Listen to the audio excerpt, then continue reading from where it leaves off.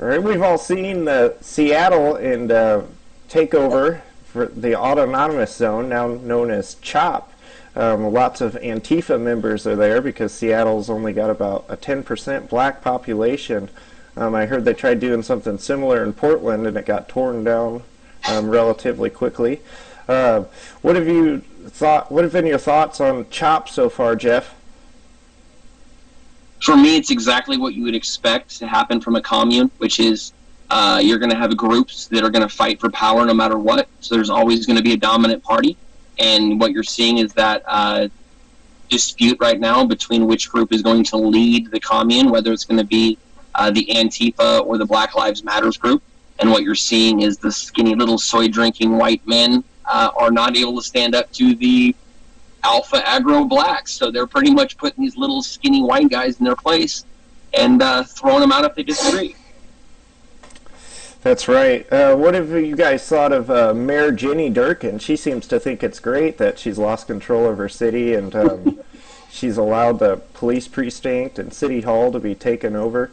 What do you think of these weak liberal mayors like Jenny Durkan and Mayor Jacob Frey in Minneapolis? I mean, it's just pathetic.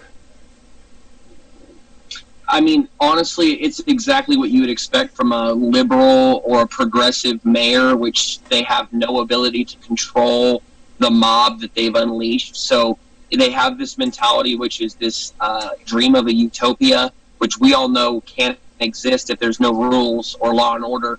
And these communist, Soros-funded mayors and governors are being exposed. And what they've done is they've let these people run roughshod over police stations and cities. And then when they have their cities and buildings destroyed, they beg the federal government for money. I've noticed that Frey and the governor of Michigan, as well as Washington and Oregon, have all asked for federal aid after looting, along with Atlanta and a few other places. And it's just funny to me that, you know, they don't want the help, but now they need the help, right?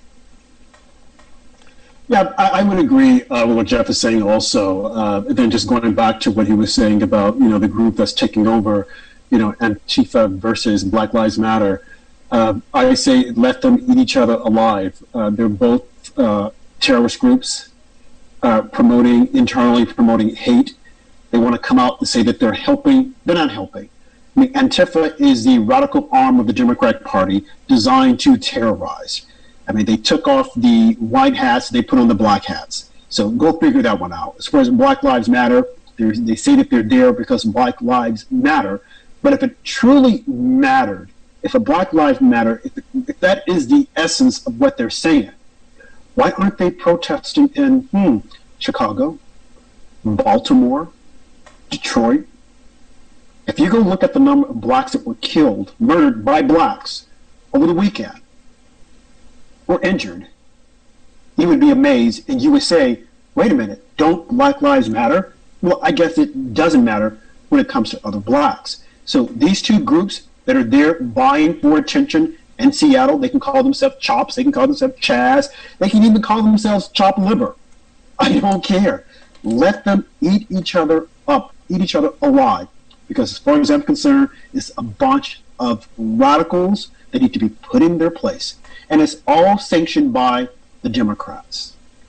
That's right. Since last time we talked to Jeffrey, Antifa has officially been designated a terrorist organization, but I'm not sure what that even means. I remember when the Proud Boys got designated some kind of terroristic organization, they immediately all got thrown off of all social media platforms. Facebook banned them, YouTube banned them, that you could not admit that you were a Proud Boy anywhere.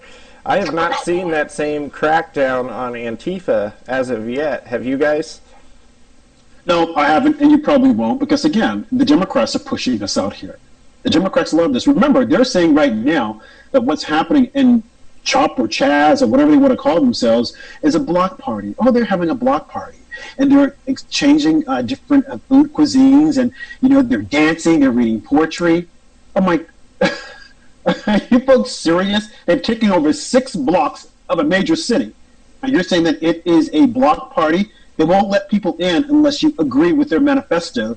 They're carrying guns. They're threatening reporters. And I hear from the sheriff, I don't know how true it is, or the police chief, that they're raping people inside the compound of the euphoric society that they claim that they've created. It's a joke.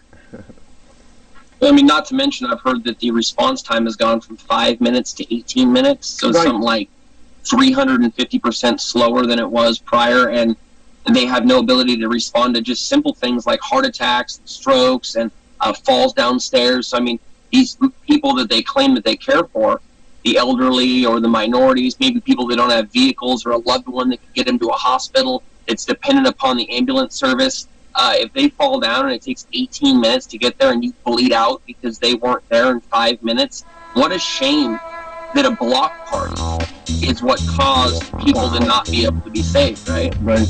Yeah.